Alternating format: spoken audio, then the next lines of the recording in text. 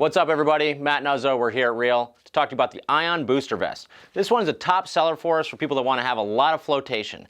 This is not a Coast Guard approved vest because to make a Coast Guard approved, it costs an exorbitant amount per size, and then if you make any changes or anything, you have to then go resubmit it. So most companies in kiteboarding are not going after the Coast Guard approval simply because of the cost involved with it.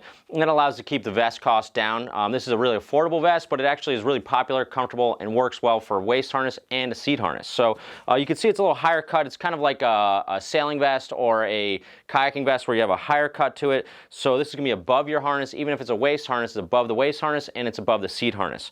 You got a lot of flotation in the chest. Going to have less on the back. You've got your compression straps on the side, each side, and then you have this strap here which will go over the harness hook.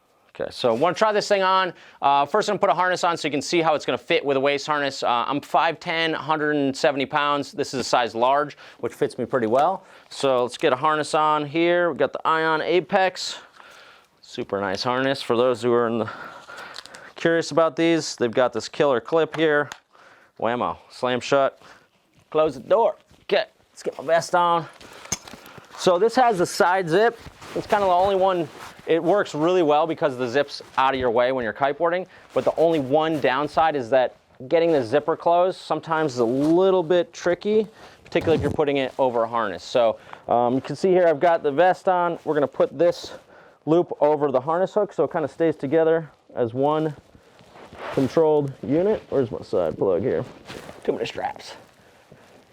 Gotta figure this out. Here we go. Okay, so click in there.